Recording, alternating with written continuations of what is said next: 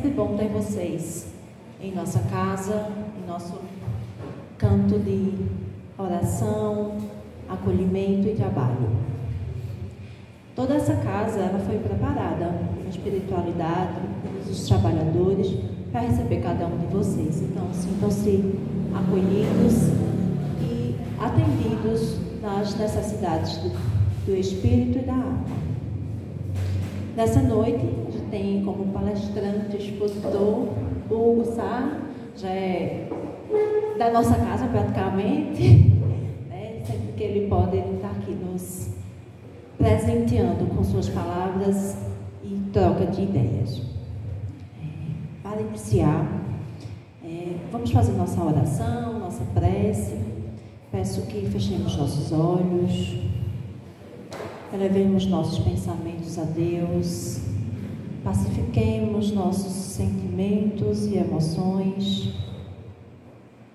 Deus Pai, de infinita bondade e misericórdia, te rogamos o envio dos bons espíritos para a nossa companhia, que possamos ser melhores a cada dia.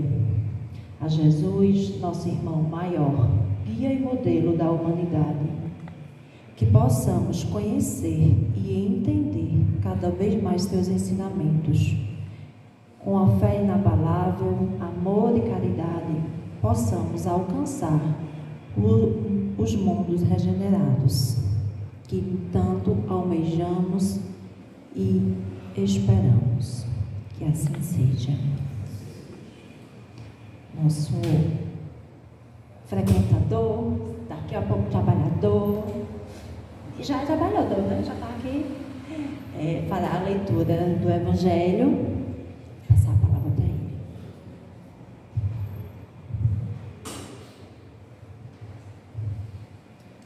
Preservar-se da avareza. Então, no meio da turba, um homem lhe disse: Mestre, dize a meu irmão que divida comigo a herança que nos tocou. Jesus lhe disse: Ó homem, quem me designou para vos julgar, ou para fazer as vossas partilhas? E acrescentou: Tende o cuidado de preservar-vos de toda a avareza, porquanto, seja qual for a abundância em que o homem se encontre, sua vida não depende dos bens que ele possua. Disse-lhe a seguir esta parábola: Havia um homem rico, cujas terras tinham produzido extraordinariamente, e que se entretinha a pensar consigo mesmo assim: que hei de fazer, pois já não tem lugar onde possa encerrar tudo o que vou colher. Aqui está, disse, o que farei. Demolirei os meus celeiros e construirei outros maiores, onde porei toda a minha colheita e todos os meus bens. E direi à minha alma: tens de reserva muitos bens para longos anos.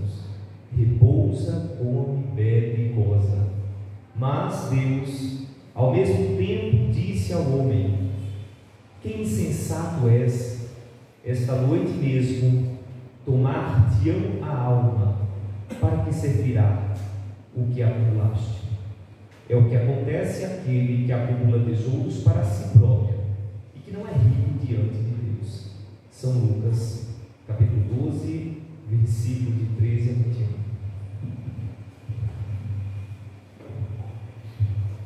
Que possamos iniciar as reflexões para levar para toda a semana e continuemos no trabalho do bem, do amor e da caridade. Que o faça sua excelente exposição.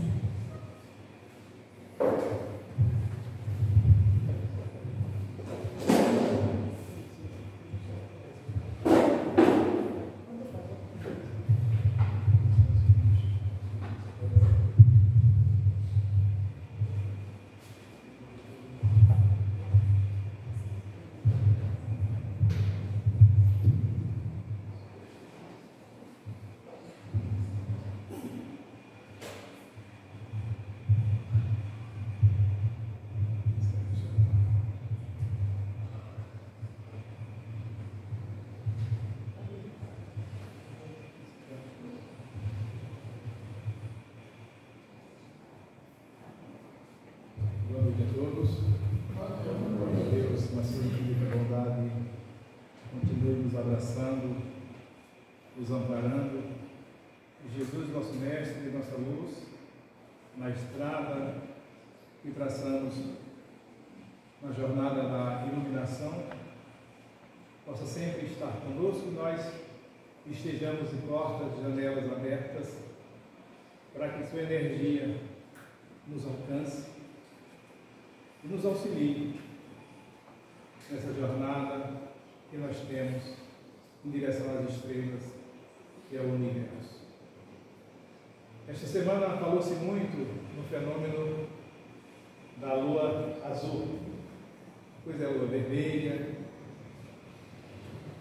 e muitos de nós, eu tenho compromisso, tentei não vendo a lua azul, mas muitos de nós, por curiosidade, contemplou o satélite terreno no seu esplendor e, sinceramente, ela estava tão clara e tão brilhante que os poetas certamente, mais uma vez, decantaram a beleza desse satélite. E refletindo sobre esse episódio, eu lembrei da minha infância. Eu não nasci aqui, mas cheguei com 5 anos. Meu pai trabalhava no Denox e eu ia muito em Poço da Cruz, distrito de Imirim. E lá a energia sempre acabava 8, 10 horas ou 9 horas da noite. E eu, na casa do meu pai, eu deitava na varanda e sem energia contemplava a Via Láctea. Que beleza! Vendo as estrelas cadentes, né, os cometas, passando os meteoros, os meteoritos. E eu, criança, ficava refletindo sobre a grandeza de Deus no conjunto do universo. E essa beleza que eu, criança, contemplava, e certamente vocês contemplaram na mocidade, e ainda hoje, para quem gosta de contemplar a celestialidade, o universo, de vez em quando, principalmente no dia que não tem lua, ir no local com pouca luz, para nós contemplarmos esta beleza. E a gente se questiona nessa imensidão, é uma galáxia só, não sabia nada. Só nós estamos nessa imensidão. O telescópio James Webb, que é o mais moderno na pesquisa da astrofísica e do universo, refazendo os cálculos, chegou à seguinte conclusão, e não é ponto final. Certamente, quanto mais pesquisa eles fizerem, esse ponto vai adiantar e o cálculo certamente mudará. E chegou-se à conclusão que o universo tem 3 trilhões de galáxias. 3 trilhões de galáxias. E cada galáxia, igual a nossa Via Láctea, tem 200 milhões de estrelas, ou seja, de sóis. 3 trilhões de galáxias, 200 milhões de estrelas. O Sol é uma estrela pequena. Fazendo um cálculo grosseiro, nós temos 8 ou 9 planetas no nosso sistema. 9, né? E Plutão foi rebaixado de categoria. Se nós pegarmos 3 trilhões e multiplicarmos por 200 milhões, vamos chegar à conclusão de 600 trilhões de sóis, de estrelas. E se nós pegássemos a Terra como parâmetro, nosso sistema solar como parâmetro, nós teríamos 5 quatrilhões e 400 trilhões de planetas. Fora os satélites que possivelmente são habitados, por exemplo, Júpiter tem vários satélites, várias luas E nós ainda nos atrevemos a achar que esse universo foi feito para nós contemplarmos.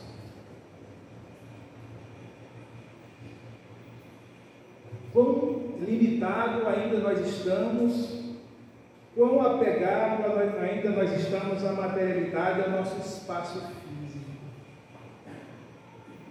que é o nosso planeta. Olvidando a necessidade da reflexão sobre o conjunto da obra do Criador.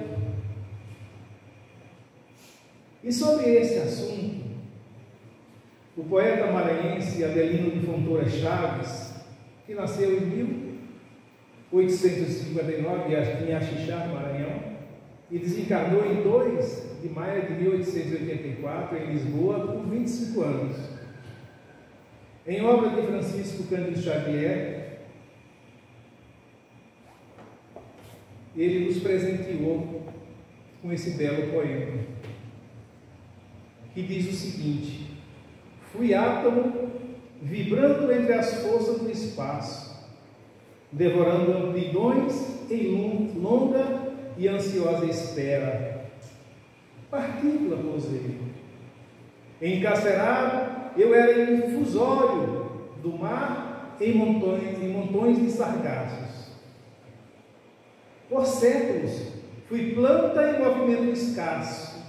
Sofri no inverno rude e amei a primavera. Depois fui animal, e no instinto de fera achei a inteligência e avancei passo a passo. Guardei muito tempo a expressão dos gorilas, pondo mais fé nas mãos e mais luz nas pupilas, a lutar e chorar para então compreendê-las. Agora, homem que sou, pelo foro divino, vivo de corpo em corpo, a forjar o destino que me leve a transpor o clarão das estrelas. Como ele desce na reminiscência, na miudeza do que nós somos, do que nós fomos e que nós somos hoje, trazendo a grandeza do princípio da criação de Deus, das transformações que nós sofremos, espíritos criados simples e ignorantes, para sermos contribuintes da obra grandiosa do Criador. E nesse parâmetro, nessa esteira, vamos lembrar o que Jesus disse no Evangelho de João 14, de 1 a 3. Não se turbe o vosso coração, crede em Deus, crede também em mim. Há muitas moradas na casa do meu Pai. Se assim não fosse, eu vos teria dito, pois me vou para vos preparar um lugar. E depois que tenha ido e que vos houver preparado um lugar, voltarei e vos retirarei para mim, a fim de que onde eu estiver, também vós estejais. E nessa passagem, quando nós não entramos nas suas profundezas e grandeza desses ensinamentos, nós entendemos que essas palavras estão diretamente, essa passagem está diretamente ligada ao que nós chamamos de céu. E que Jesus nos resgatará para vivermos na grandeza do Espírito e na felicidade eterna. Mas buscando a reflexão que nós fizemos anteriormente, falando sobre a grandeza do universo, também citamos uma passagem do Evangelho segundo o Espiritismo, no capítulo 3, item 16. Entre as estrelas que cintilam na abóbada azul do firmamento, quantos mundos não haverá como o vosso? destinado pelo Senhor à expiação e aprovação, mas também aos que são mais miseráveis e melhores, como os que há de transição, que se pode denominar planos regeneradores, planos de regeneração. Nós espíritas, ultimamente, temos tocado muito nesse assunto. A literatura nos fornece farto material a nos lembrar que no momento atual a Terra passa por esse processo de seleção. Um processo que iniciou-se no início do século XXI, a chamada separação do joio e do trigo. E nós esperamos ardentemente por essa transformação na Terra, que hoje é um plano de prova e expiação, por um plano regenerado. Nós sabemos que os planos de prova e expiação ainda reina a maldade, reina o mal. E no plano de regeneração ainda tem o mal, mas em menor número. Os espíritos benfazejos, que já almejam o estado de bem-estar com consciência, faz maioria deste plano.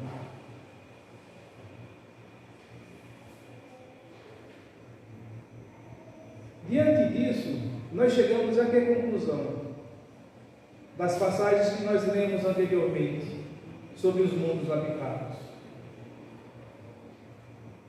Como nós buscamos, falamos anteriormente, essa quantidade de galáxias, quantidades de planetas. Será que nós estamos sozinhos?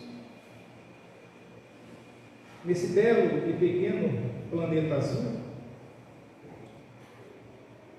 Como nada na criação é inútil, tudo que existe nas abóbadas celestiais, nas galáxias e nos astros que circundam o firmamento, há de se haver uma finalidade.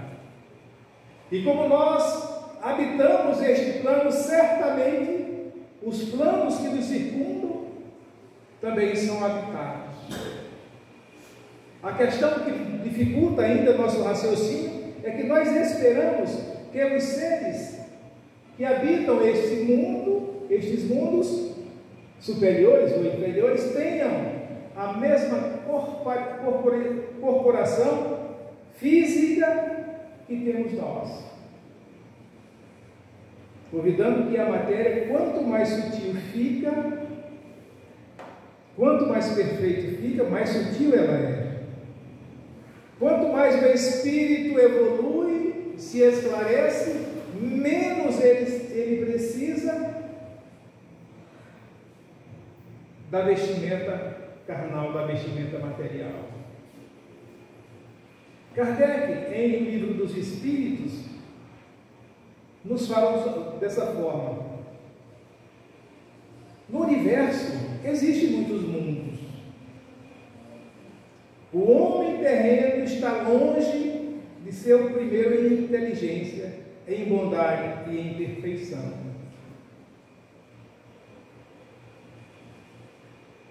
Assim, dessa assertiva de Kardec, conclui-se que esses planos servem exatamente para o estágio de nós, espíritos imortais, na nossa caminhada para a iluminação. Nos mundos inferiores, a existência é toda material. Reina soberana as paixões, sendo quase nula a moral. À medida que este plano se desenvolve, diminui a influência da matéria, de tal maneira que nos mundos mais adiantados, A vida é, por assim dizer, toda espiritual. Nos mundos primitivos que nós passamos, certamente, eles estão destinados às encarnações, ou seja, às primeiras encarnações. Nos mundos de prova e expiação, que é o caso da Terra, aí o homem já tem uma inteligência razoavelmente avançada para o seu estágio, mas ainda onde predomina o mal, e nós nos chocamos com o que ocorre todos os dias em nosso planeta, com a brutalidade que nós humanos ainda somos capazes de praticar. Já nos mundos regenerados, as almas ainda estão em expiação, em provas menores do que as nossas, e eles servem para nós na jornada em direção ao universo, a unirmos força, e esses planos de regeneração servem como repouso das fadigas e das lutas que nós espíritos imortais travamos no nosso crescimento individual. Nós queremos atingir estes planos, queremos sermos alçados ao céu. Vamos dizer que esses planos regenerados, esses planos angelicais, sejam o que nós chamamos de céu. Mas para que nós possamos executar bem essa viagem em direção a esses planos celestiais, há a necessidade da preparação individual. Há a necessidade de entender que o mal é a ausência do bem, que ele não é eterno. E para isso nós vamos buscar na Gênesis a advertência que o capítulo 18 nos fez, quando adverte: são chegados os tempos, diz-no, de todas as partes, marcadas por Deus, e em grandes acontecimentos se vão se dar para a necessária regeneração da humanidade. Mas, como nós podemos aurir estes planos, entendermos qual o caminho, qual a condução que nós vamos pegar para atingirmos esse plano regenerado, continuarmos a nossa marcha angélica. Mas nós nos preocupamos com data, com tempo. Embora nós já sejamos um pouco esclarecidos nessa questão de acontecimentos, nós precisamos de data. Quando isso começa a acontecer? Emmanuel, no livro Perguntas e Respostas, afirma que o planeta Terra concluirá o processo de regeneração no ano 2059. Eu tenho muito, mesmo sendo Emmanuel um espírito de escola, mas eu tenho muita dificuldade de lidar com datas. Nós somos espíritos imortais. O tempo do universo é bem diferente do que nós imaginamos, mas vamos levar isso em conta. E de acordo com a espiritualidade, a fase mais perceptível dessas mudanças começaram em 2012 e vai até 2052, sendo os anos de 2020 a 2025 os mais perceptíveis em intervalos, em tragédias, em momentos agudos que nos convocam à reflexão. E Divaldo, no livro Transição Planetária, nos informa que no ano de 2025, 200 mil espíritos de alta escola evoluídos retornarão à Terra para concluir o processo de regeneração. Em termos de informações, é muito bom, muito bonito, mas vamos tratar da parte fundamental. Não vou chamar de jogo, né? Mas dessa partida que cada um disputa. Porque falar de muitos físicos já regenerados, nós precisamos falar sobre a nossa regeneração. Porque os planos são planos transformados com o tempo.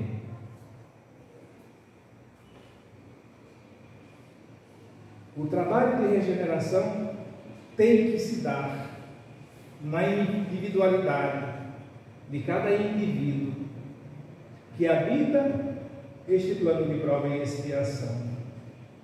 E buscando em Irmãs do Fosso, num tópico que ela trata da disciplina dos desejos, ela acentua buscando essa passagem lá da Gênese e diz: quantos se arruinaram por falta de ordem, de perseverança, pelo mau proceder, ou por não terem sabido limitar os seus desejos.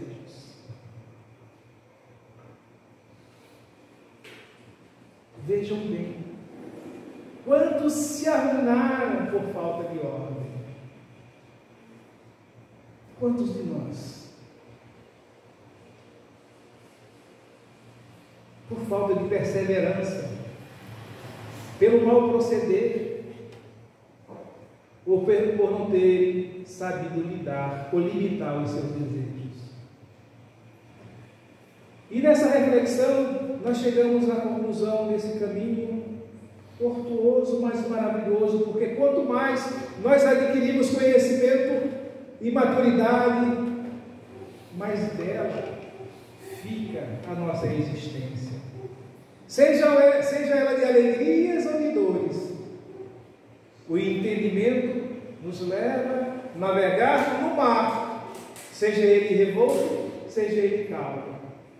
Mas a razão que nos governa, com o conhecimento, nos faz entender que a tempestade do dia passa e a calmaria certamente chegará. Isso serve como reflexão quando dizemos: quando desejamos o bem, sentimos o amor, a compaixão e a fraternidade pelo outro. Quando desejamos o mal, sentimos o ódio, a raiva e a indiferença pelo outro. Quando desejamos estagnar, sentimos preguiça, o pessimismo e a descrença. Quando desejamos o progresso, sentimos o idealismo, o otimismo e a fé.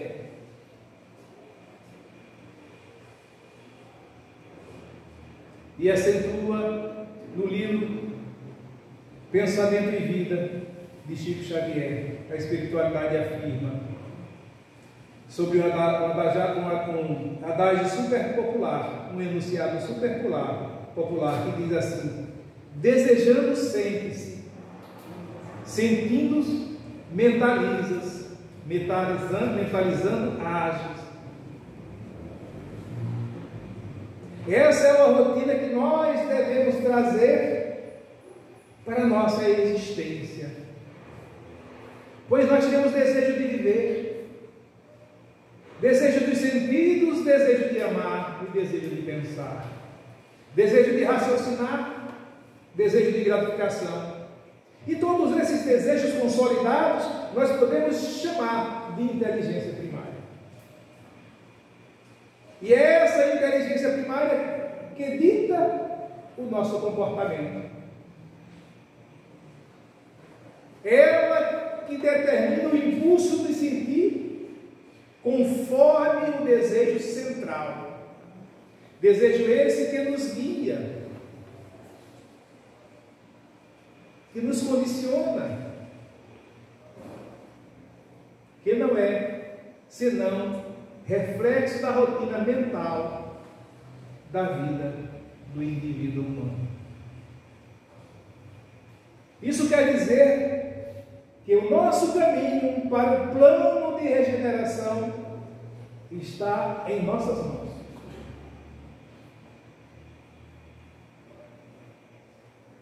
Pode chover espíritos esclarecidos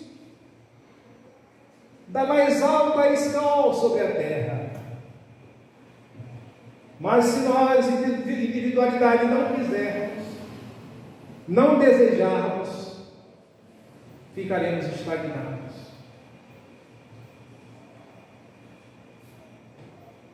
Tem outro adágio popular que diz: querer é poder. Dito por todos nós. Querer é poder. Mas o que fazemos nós?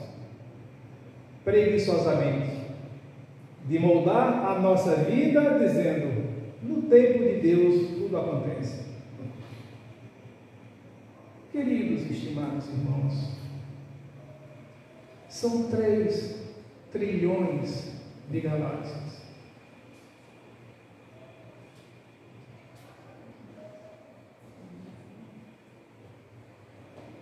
O Criador vai achar o tempo para que nós resolvamos a nossa existência, sendo que Ele gravou em nossas consciências a lei de equilíbrio universal, a lei que nos governa, para que nós possamos um dia alcançarmos o estágio de Cristo, ou seja, o estágio de anjos e serafins.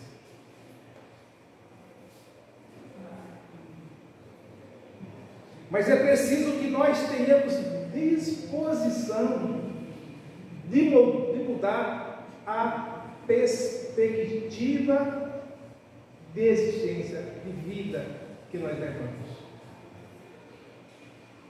Porque é infantil da nossa parte esperar que Deus resolva todos os nossos problemas se Ele nos deu inteligência e livre-arbítrio para resolver tudo.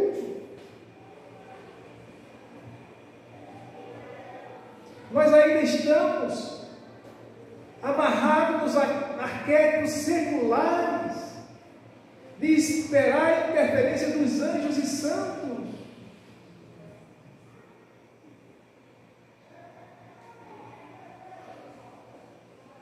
Sendo que os anjos e santos um dia seremos nós.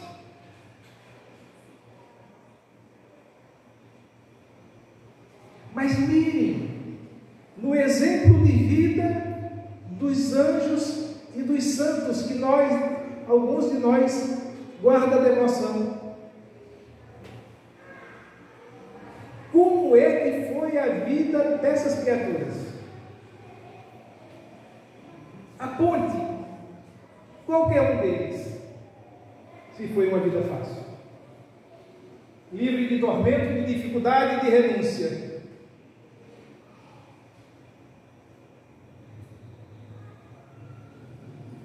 Mas nós preferimos o conforto, a zona de conforto. Não posso voltar porque está bom. Aqui está muito bom do jeito que está. E os estágios da nossa existência nos cobram. Quando somos crianças, pouco nos preocupamos com o mundo. Quando somos adolescentes, achamos que vamos modificar o mundo. Quando somos adultos, vamos para a vida propriamente dita. E quando o ocaso da existência, a velhice chega, nós fazemos a retrospectiva e vemos quanto tempo nós perdemos.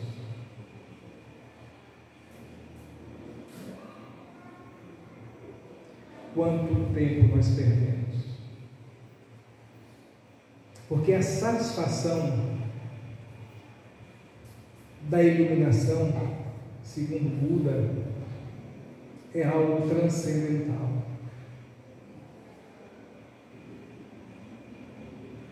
Porque nós percebemos a luz divina saindo de dentro de nós. Ao invés de esperar a ação vinda até nós. Porque quem busca iluminar-se, ilumina o seu caminho. Porque a iluminação requer luta, suor e renúncia.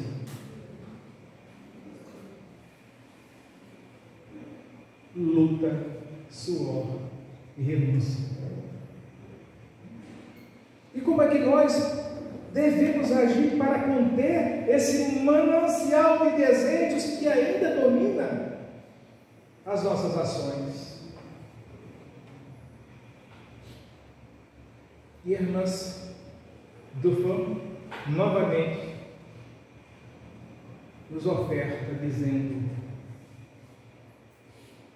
o esforço para conter as forças imperiosas dos desejos que falamos, pensamos e até agimos,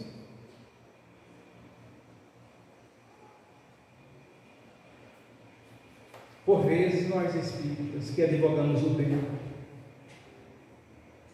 estabelece-se em certo momento um hiato,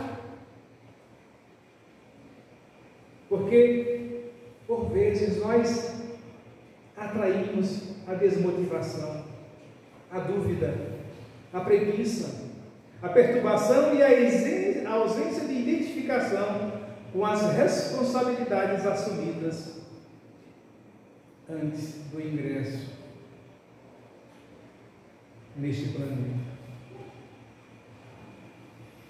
Tudo isso coadjuvado por interferências de adversários espirituais, em razão dos nossos procederes, nos leva, na maioria das vezes, para casos de obsessão em variados níveis. E ela nos dá dois elementos interessantes para nós exercitarmos a atividade de vencermos, em particular, os desejos inferiores. Ela nos oferece a contenção e a repetição e nos diz: a contenção quando utilizamos todo o potencial da vontade ativa e esclarecida, com a finalidade de assumir o controle sobre as fontes energéticas de teores primários e suscetíveis de causar danos aos novéis propósitos de acalentamento e esclarecimento. Porque quando nós identificamos um pensamento perturbado, um desejo ainda em estado animalesco, que ocorre conosco todos os dias, a quase todos os instantes, nós temos a contenção de dizer: opa, eu não vou permitir que essa energia vibre na minha mente. Mas ao contrário, o que nós fazemos? Nós degustamos desejos primitivos e depois procuramos as casas de orações para sabermos por que os obsessores estão nos acompanhando. Eu tive em certo lugar e quando eu saí de lá, eu saí me sentindo mal.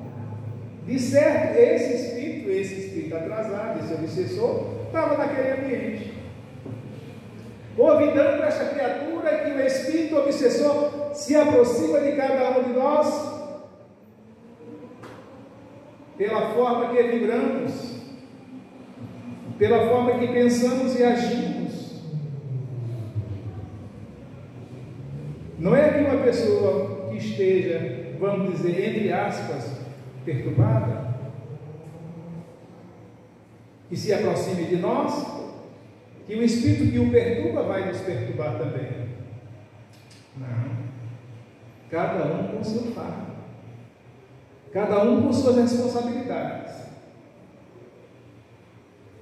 Se nós detectarmos isso, utilizemos a contenção para evitarmos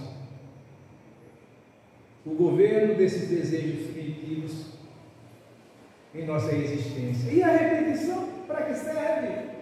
A repetição é a força que coopera na dinamização dos exercícios formadores de hábitos novos, com os quais desenvolvemos os valores divinos depositados na intimidade do ser desde a criação. Ou seja, é o pulmão da nossa existência.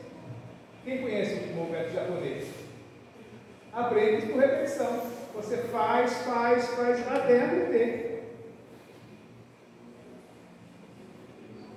Se nós praticamos o bem e repelimos com a contenção os pensamentos menos felizes e ações menos felizes, a repetição nos trará certamente novos caminhos e novas luzes. Adverte ela também que a contenção e a repetição são movimentos neutros. Nós que escolhemos qual é que vai governar as nossas ações. Não tem aquela história do globo, né? Mais ou menos isso. Nós é que determinamos qual é os desejos que vão fazer parte da nossa existência. Nós espíritas, que recebemos presente divino, ofertado a toda a humanidade, mas nós que dedicamos a estudar a doutrina dos Espíritos de forma razoável, nos esclarece tanto. E nós sabemos de qual é salteado, quais são os desejos que nos prejudicam. Sabemos de quais são salteados. Esses desejos de ordem moral, que certamente nos eleva ao patamar de esclarecimento, é tal qual o desejo dos materiais. Até eu falei, nunca foi terça-feira sobre isso, né? Lá no centênio. Nós sabemos que o fumo faz mal, e nós fumamos. Que o álcool é uma das piores drogas que existe, e nós bebemos.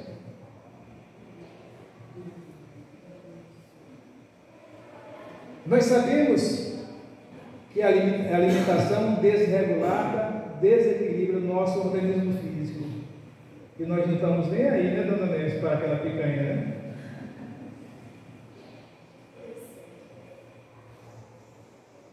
Então, como é aconselhado pelos profissionais de saúde que nós devemos nos abster desses vícios de ordem material, ou se não nos abstermos totalmente, mas consumir de forma moderada, devemos fazer o mesmo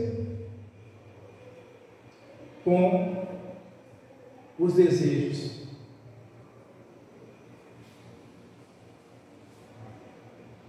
Que nos atrapalham o crescimento.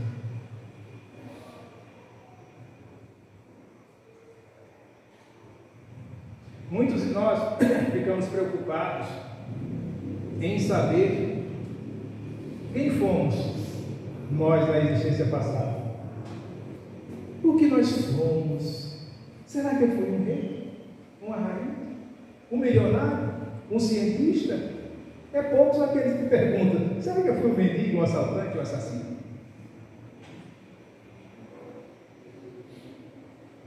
E é nessa esteira, dessa reflexão bendita que a reencarnação nos oferece e nos conclama a resolver esta problemática das nossas tendências inferiores, é que nós precisamos agir. E o convívio salutar de uma casa de oração é fundamental para isso. Porque quando nós estamos, seja em qualquer casa de oração,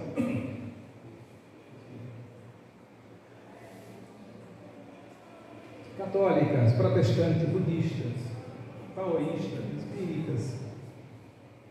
Quando nós estamos empenhados no bem, o que nos governa e nos alimenta é o bem. Quando cá estamos a trabalhar, por exemplo, doando cestas básicas, servindo a sopa,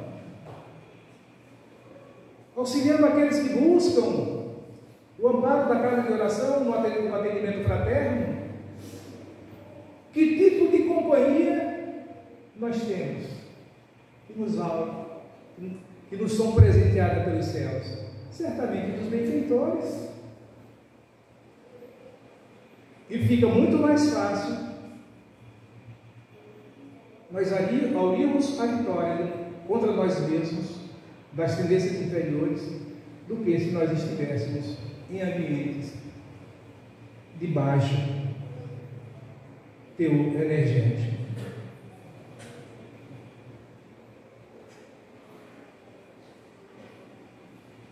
E diante disso, meus queridos e estimados irmãos, por vezes, nós trabalhadores nos questionamos: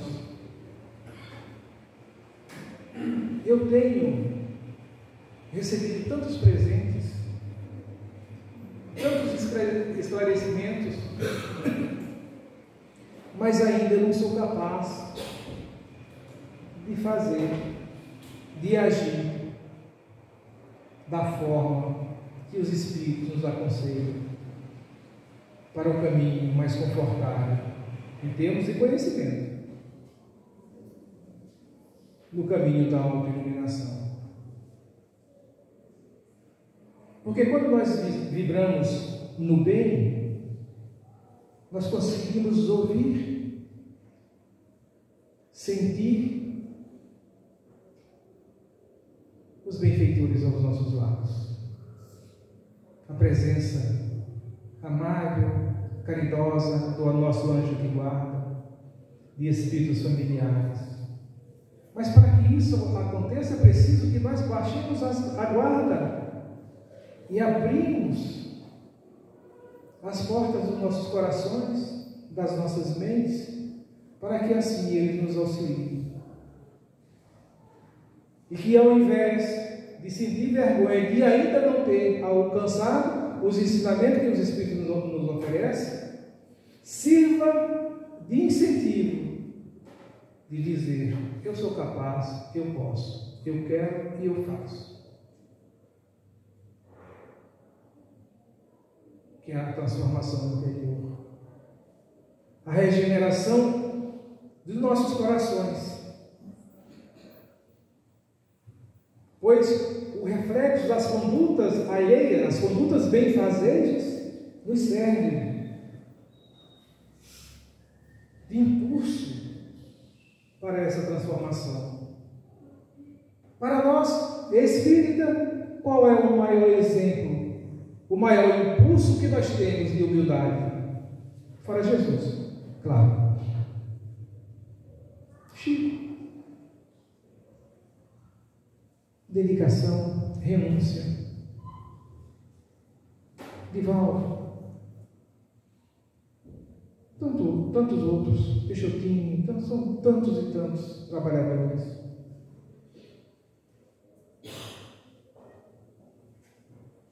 Mas nós podemos dizer: o Chico conseguiu porque ele é um espírito antigo. Espírito antigo tem mais tempo.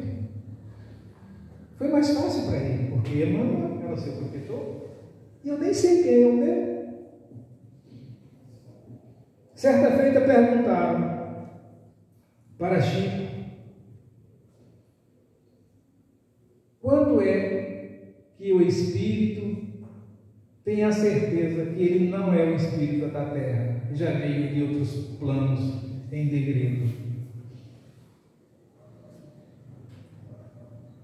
E ele falou: quando acredita na reencarnação? Eu acho que todos nós aqui acreditamos na reencarnação. Significa que nós somos espíritos muito antigos e muito velhos. E espíritos que conviveram conosco já estão no patamar de adiantamento muito maior. do que nós. Ora, se eles conseguiram, nós conseguiremos. Porque a justiça divina é feita sem alarde, sem concorrência, e ela se dá nos mínimos detalhes do nosso dia a dia. Nós, espíritas, sempre questionamos não, defendemos a lei de causa e efeito, né? Chega muito parecida com aquela olho por olho, dente por dente. Mas Deus é amoroso, Deus é bondoso, Deus não quer nosso sofrimento. E de forma amorosa, o Senhor coloca no lar os nossos maiores aniversários.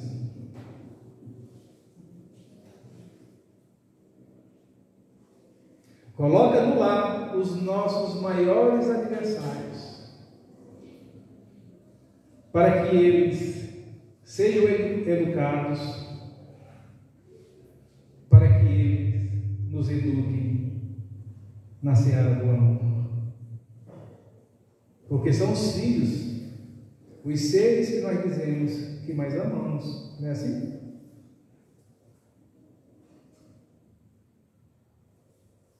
E entre eles encontram-se os nossos desafetos.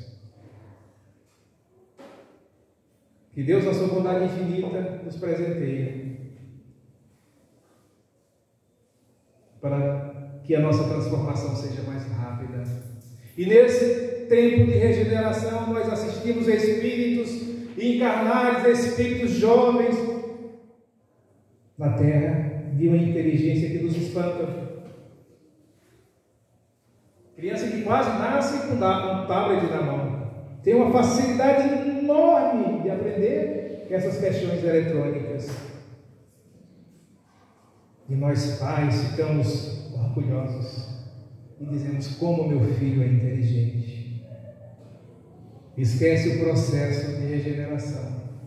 Quando ele presenteia com a chegada à terra de espíritos super inteligentes, que venceram na intelectualidade e precisam agora vencer na oralidade.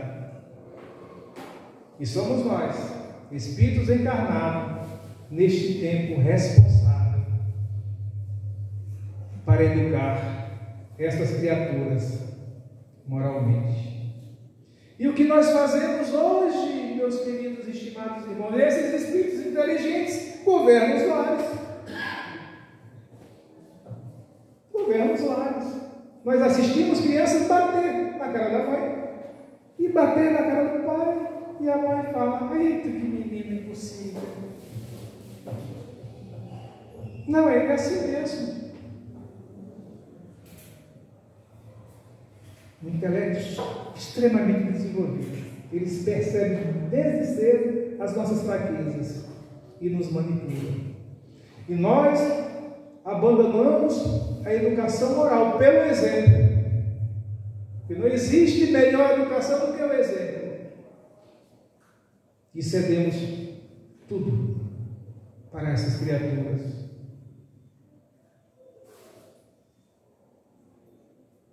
É chegado os tempos, meus irmãos.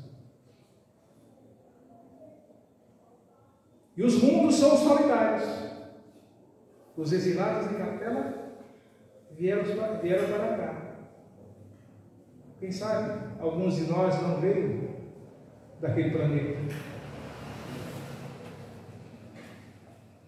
E sendo os mundos solidários, os espíritos mais adiantados, os nossos irmãos mais velhos, como acentua Haroldo, vêm nos socorrer. Afirma a psicografia de Divaldo Pereira Franco. 200 espíritos altamente desenvolvidos moralmente encarnarão no ano de 2025. E esses irmãos certamente continuarão a dar exemplo, como os antecessores deram, para dizer para nós que os tempos são chegados. A separação do joio e do trigo já começou a ser feita. E nós entendemos que o amor de Deus para nós é um amor criativo. E através da oportunidade de nos apresentar os nossos filhos como responsáveis direto pelo nosso desenvolvimento, pelo nosso desbastar da pedra bruta que somos nós, entende que o amor de Deus exerce uma justiça restaurativa. Não é olho por olho, não é dente por dente. Tudo que foi feito por ódio será retirado pelo amor. Tudo que foi feito pelo desamor será restaurado pelo amor.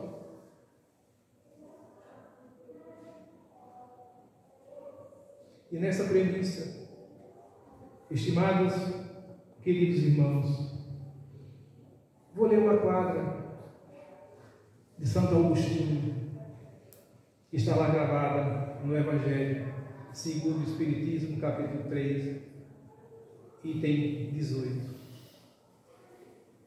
E ele diz: contemplai, pois, a noite, a hora do repouso e da prece, a abóbada azulada e das inúmeras esferas que brilham sobre as vossas cabeças.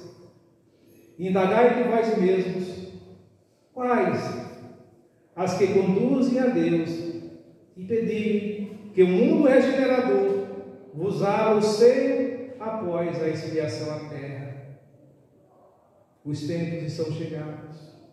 Façamos a nossa parte, porque os céus, todos os dias, todos os instantes, nos clamam, através dos benfeitores espirituais, a nos alertar pela necessidade de melhorarmos este planeta, não só materialmente, em particular espiritualmente. E os benfeitores pedem para cada um de nós: façam a sua parte. E o que é fazer a sua parte, senão amparar aqueles que choram, aqueles que sofrem, aqueles que não têm o que comer, não têm o que dormir, não têm o amparo do sol e da chuva. E nós, trabalhadores da última hora, somos convocados diuturnamente para o exercício efetivo do amor.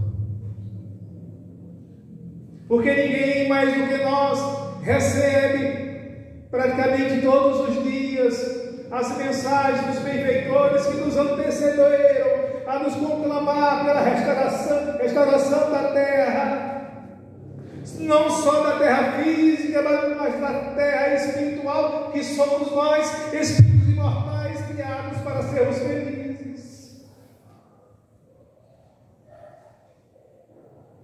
Auremos sempre o desejo de alcançar os picos da felicidade, mas ainda nos acovardamos de vencer o nosso maior adversário, que somos nós mesmos. Que nessa luta diária de se acovardar, em se olhar no espelho e entender que nós somos espíritos ainda imperfeitos, carentes e necessitados de mudança.